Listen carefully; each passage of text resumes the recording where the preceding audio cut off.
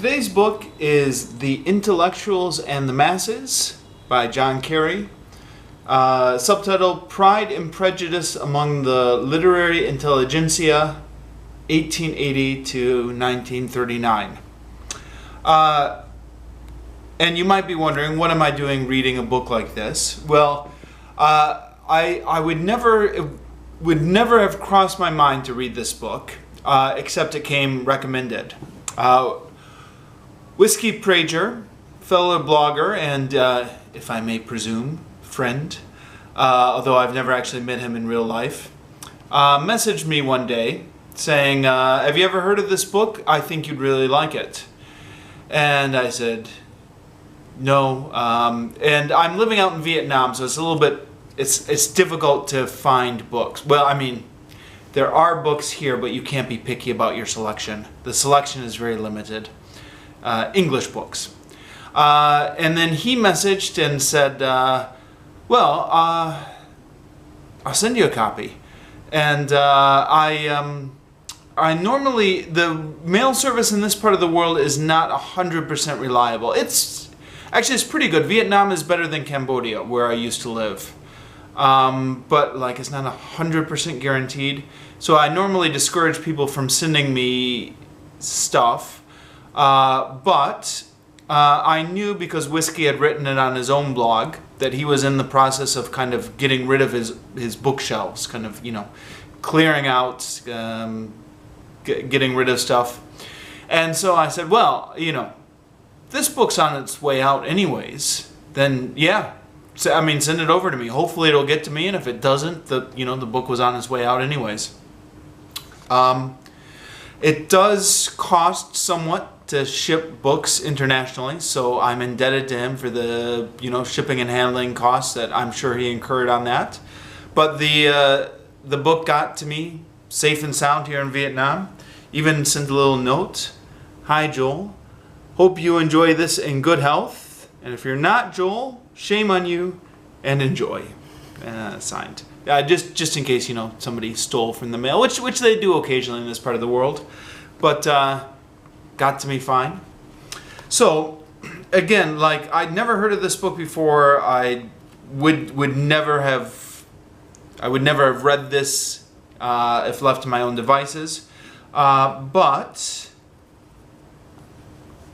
yeah, it's interesting. I'll give a quick summary, I guess. First of all, the thesis of the book, he's talking about the literary intelligentsia from 1880 to 1939, and he's mostly talking about England, although he ties us into Europe a little bit with Nietzsche and Adolf Hitler, so there's a little bit of a German connection there, but he's mostly talking about the literary establishment in England during this time, the literary intelligentsia. And there are a couple things happening in England during this period which we now kind of take for granted as just kind of the way it is. But at the time, this was kind of an unprecedented change. First one was a population explosion, which had been happening throughout Europe during the last century. Now, of course, now it's like 100 years later, and the population is even worse in terms of like population crisis and stuff like that. So like, it's a little bit difficult, you kind of look back 100 years ago and you think, oh, what were you guys worried about? Like, now we should be worried. But for the time, this population explosion was unprecedented, even though like nowadays it seems like no big deal. At the time, it was a big deal. And so there was all these people, this massive population explosion in Europe that had occurred over the last century, all these people and kind of nowhere to put them. Or what ended up happening is the suburbs started kind of expanding outward. And when the suburbs kind of expand out, then the countryside begins to vanish. And so this was something that a lot of people were upset about or wringing their hands about in England at the time, is these kind of beautiful pastoral neighborhoods where a lot of these kind of country people had grown up, or the richer people had grown up in these country estates, were just kind of disappearing and being replaced by suburbs. And so people were upset about it for, kind of nostalgic reasons, as he makes clear in this book. People kind of saw their childhood homes getting gobbled up by the suburbs. But also, for aesthetic reasons, this idea that something kind of very beautiful is kind of being replaced by kind of these ugly suburbs and stuff like that. So there was a lot of people. There was an expansion of kind of the suburbs. And the other thing going on, which is now commonplace, we take it for granted now, but it was completely unprecedented at the time, was mass literacy. So in England there was an education bill passed in 1870 and I think updated in 1880. So right about the time where he's writing, I don't know the details, and John Carey doesn't go into the details, but basically it extended kind of elementary education to the masses, whereas before then it had been restricted, I guess. So now everyone was going to school and everyone was learning how to read and write.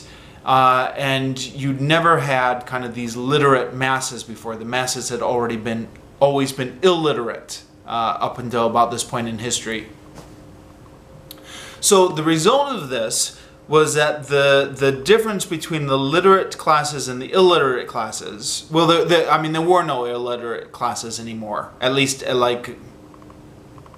practically speaking.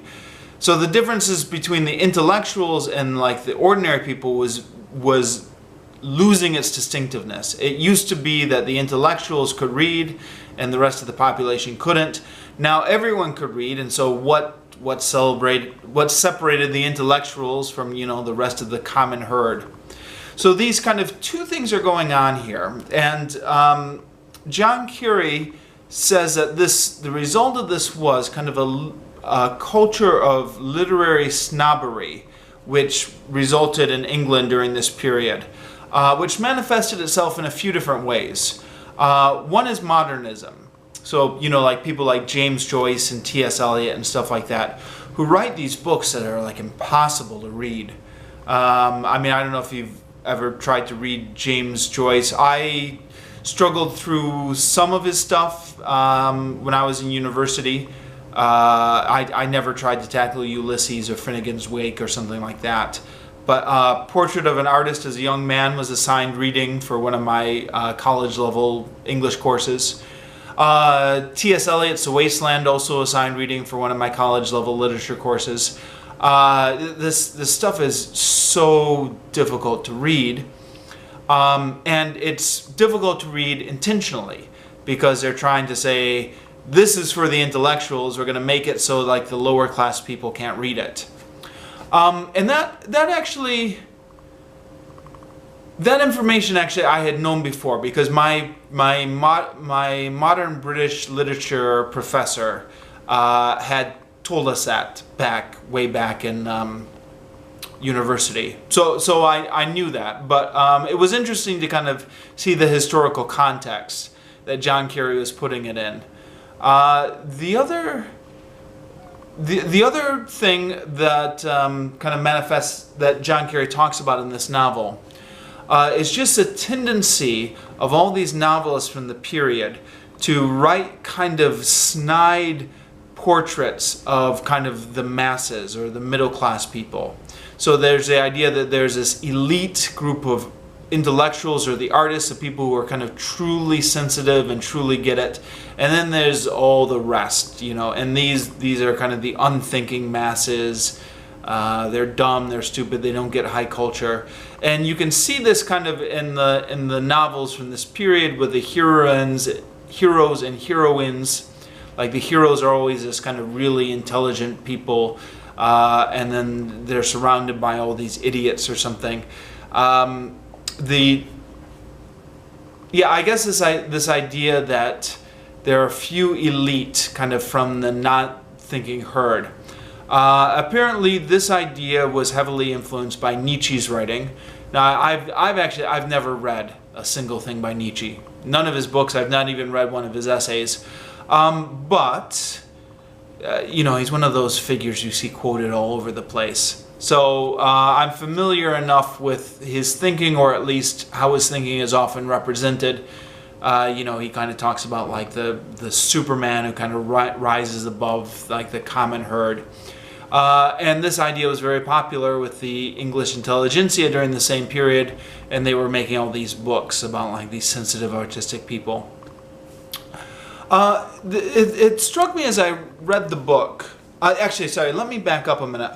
One of the criticisms I've heard of this book, because I did read a couple critical reviews online, is that there's really nothing magical about these dates, in spite of the historical context that John Carey tries to make out. Some of his critics argue that really literature was always like this. Authors always write as if there's like a sensitive kind of a few sensitive people who really get it, and then the rest of the population is really dumb, and these dates aren't really special. I think like you could make this case like if you go back to like, you know, the Romantic movement in the 1790s and early 1800s and stuff like that, which prefigures these dates. You can see kind of the same kind of snobbery maybe, and you can kind of see it all the way through to today. I mean, like Harry Potter books are a classic example, right? Harry Potter's this gifted boy who's so gifted, and he lives with his aunt and uncle and cousin who are just these dumb people who just don't understand how special he is. So it's arguably it's a theme that's kind of gone, that's always been there and maybe always will be there, even without these dates. But it did kind of strike me when I read this book, and if I had to kind of say one main takeaway from this book, I think my one main takeaway, I often get the sense when I'm reading books, I don't know if anyone else has this, when you're reading novels and it's describing like like these really gifted people and how they're different from the common, everyday, unthinking people, I always kind of think to myself, boy, I hope I'm not one of these common, unthinking, dumb people. I hope I'm one of the gifted people. Or like, I'm going to try harder to be one of the sensitive, thinking, intelligent people, and try harder not to be one of these stupid, people of the herd. This kind of sense of inferiority, inferiority complex I get from kind of reading these novels. Although egotism is a complex thing, I think all of us have kind of egos that kind of swing back and forth. On one hand, we're worried that we're one of kind of the unthinking mass herd. On the other hand, we're convinced that we're special and stuff like that. They're two sides of the same coin, and I as much as anyone have these kind of flip-flops between them. But after reading this book, I've kind of come to realize how much of that picture is just kind of a literary snobbery that's been cultivated by these like snob authors. And a point John Carey makes in this book, there are heroes and there are villains in this book. There are kind of literary snobs who he attacks. But then there are some authors like Arnold Bennett who Carey thinks get it. Like they understand that this division between like the intellectuals and the common herd is just nonsense. And that properly understood, every kind of middle-class household, even in these suburbs that the intellectuals so despise, it has all kind of the human drama and all kind of the ambitions and everything else that you would find in any other part of society. So I think maybe the big lesson of this book is just, if you've read too many of these Victorian era novels, or if you're the kind of person who gets too worried about these kind of things, just kind of relax. Like everyone, no one is part of the unthinking herd. That's just kind of a literary snob idea. Everyone has kind of the same human potential in them, and there is no kind of unthinking herd or kind of there's no division between the sensitive artistic people and the mass of humanity. So I think that was the main takeaway from this book. There are a number of other interesting things going on here. yeah, in fact, there were so many other interesting things going on. It's difficult for me to know where to start or where to pick up first. Actually, let me take a step back and talk about the readability factor here. I would never have read this book had it not been shipped to me, because my own interests kind of tend more towards narratives. I like literature insofar as there's usually a narrative to follow. If there's not a narrative, sometimes I'll read it anyways if it's a classic. I mean, if there's not a clear narrative. But I always, then I'll complain about it. When I read history, I kind of tend to preference narrative history books. This is literary analysis. He's analyzing the ideas from this period of a bunch of novels and kind of authors and stuff like that. It's not the kind of thing I'd be predisposed to seek out, and to be perfectly honest, it's not really my cup of tea, but it's written well enough.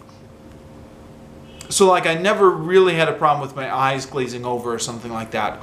I was able to follow it as I was reading it. Okay. And I did get a number of interesting tidbits from it. Sorry, there's so much in here. I'm trying to think of what to talk about first. Fresh in my mind, I guess, I just recently finished Lady Chatterley's Lover by by D.H. Lawrence, and A Passage to India by E.M. Forster. And both of those authors figure prominently in here. So this book did a nice job of setting the context for those authors I had just finished. In fact, I almost wish I had read this one beforehand. For example, in Lady Chatterley's Lover, D.H. Lawrence spends a lot of time obsessing over the land. And I complained about this even in my review, that there was he goes on for 10 pages describing the countryside and how it was changing and the town and the countryside and stuff like that.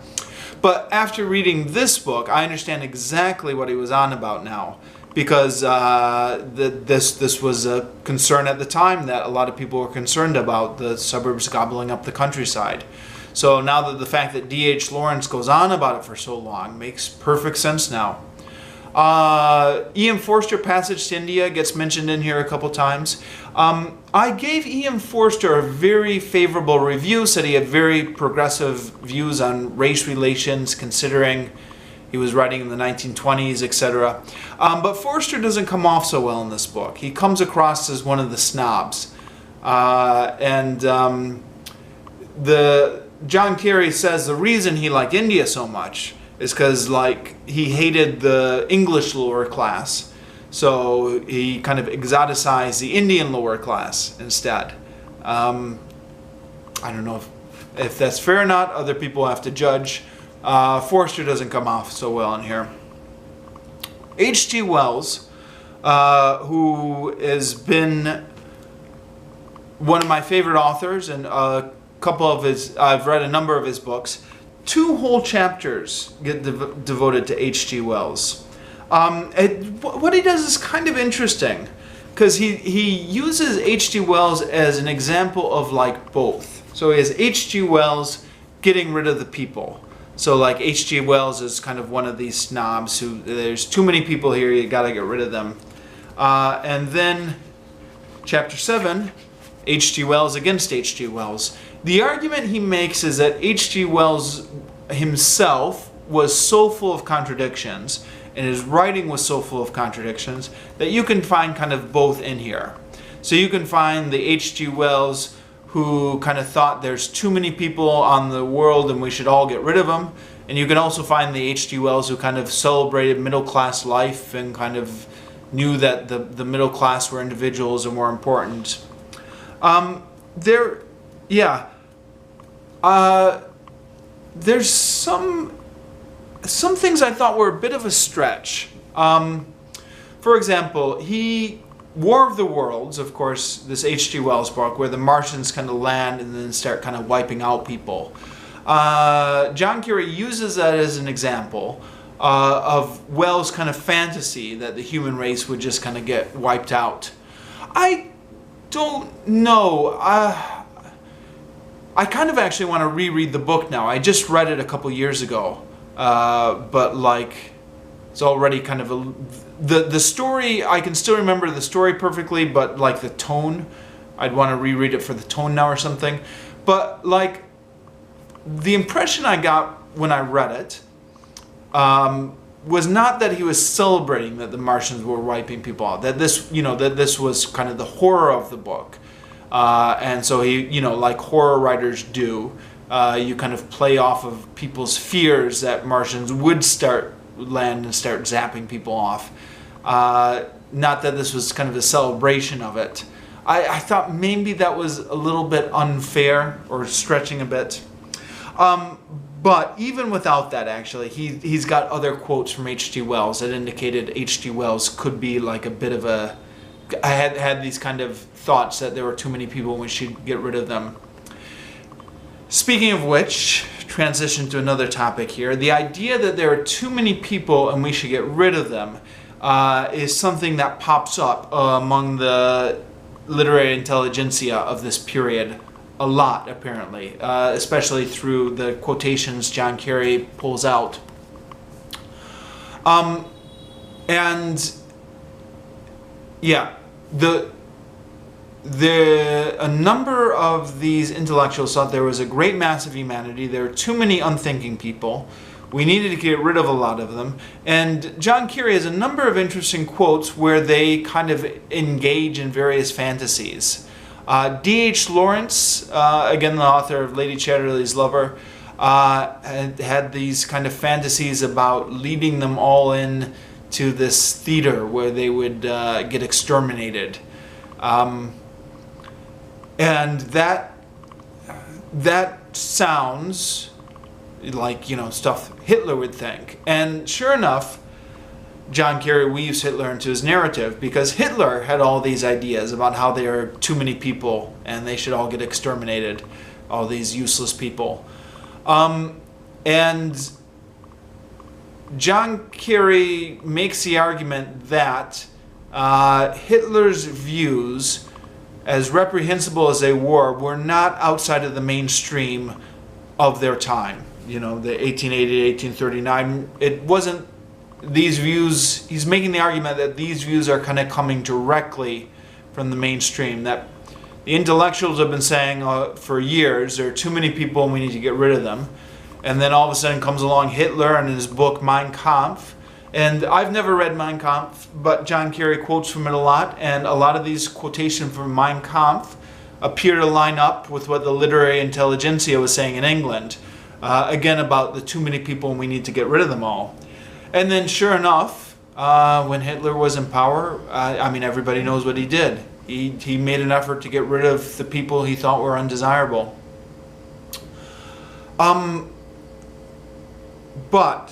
So you've got that very unappealing intellectual legacy behind the idea of any sort of population control, which John Carey kind of brings out and makes you confront it. On the other hand, I think most people would agree we are facing a population crisis right now. And it's a crisis that at the moment is kind of tied to concerns about global warming. The more people, the more kind of carbon people are using, the more global warming is an issue. And so we could drastically kind of cut the carbon emissions problem if we would drastically cut the population. And the corollary is this: if we don't drastically cut the population, we could be facing some sort of environmental crisis. I'm not an expert on this, but you've read the same articles on the internet that I do. Some of the predictions that are coming up are pretty alarming. I've seen serious articles like in the BBC and other serious publications predicting that humanity will not survive the century. Now that's scary. And so if that's the reality you're facing, then you think, well, whatever it takes, whatever it takes to just make sure humanity survives the next century. Get those draconian laws and, kind of limit the population, whatever. But then, you know, I mean, nobody would talk about gas chambers at this point. But then John Carey is making the argument, well, this is where that kind of talk could lead, has led in the past. But then on the other hand, what are you going to do about this population problem we have? And that's an issue. John Carey kind of poses that at the very end of the book in the postscript, where he says, look, we do have a population problem. On the other hand, we should be careful about how we talk about it. And, you know, I guess that's a useful reminder. It's what to do about this problem, though, is not clear, and that's going to be the challenge for our generation, and even more so for the next generation. The children who are just being born now, that's going to be their challenge to kind of figure out how humanity is going to manage this. So that's another one of the themes of the book, as I guess the tension between the real problem of population explosion and this kind of this language, which John Carey argues wasn't just language in the end. It directly tied into Hitler's final solution. But another theme in this book is just kind of the intellectual snobbery and how they despise just kind of all the things that the middle class like. You know, like detective stories and newspapers and stuff like that are popular with the middle class. Therefore, the intellectuals despise it. And it's very easy to think of parallels to the modern day. I mean, like, how many articles have you read about people complaining about how superhero movies are ruining the culture, stuff like that? You know, people complaining about what's popular is always, well, it's always going to be an issue. People are always going to be complaining about how what's popular, and what's popular is going to be ruining the civilization. And he ties that in here in the postscript again. The postscript is short, but like the postscript in this book packs a lot of punches. It ties a lot of these themes together and kind of shows what the modern equivalent of this is. Now, the book was published in 1990, so like it was before the age of the internet, before the Marvel Cinematic Universe and stuff like that. But he's got a quote in here in 1972 from W.H. Auden, who says, "I don't see how any civilized person can watch TV, far less own a set." So, you know, like the intellectuals, they just despise TV because, well, according to Carey's view, because it's associated with the middle and lower classes, so the intellectuals don't like it. You know, I mean, let's be honest, a lot of television does suck, doesn't it? Like, it's almost hard to defend television. But then, John Carey actually does make a good defense of television. He says, you know, this television has brought, like, it's a huge educational tool. People who would never have the opportunities to see images from all these different countries or stuff like that. He uses the examples of Shakespeare's plays, which I think the BBC made a program of filming all of Shakespeare's plays. When was this? 70s, 80s? I don't know. But, you know, like, he talks about this. And he says, these people in any other era of history would never have had the opportunity to see one of Shakespeare's plays performed. Now, everybody can see Shakespeare's plays performed on TV, on their television. And so it's bringing culture to the masses. And yet the intellectuals are just despising it. There's a really interesting debate to get into here about, like, you know, how far does this go, like, what is valuable about popular culture, what is not valuable, what is snobbery and stuff like that. And I'm not going to have time to get into any of it because there's a 30-minute time limit on this video camera and I'm running right up against the end of it. So I'm just going to have to truncate my thoughts here.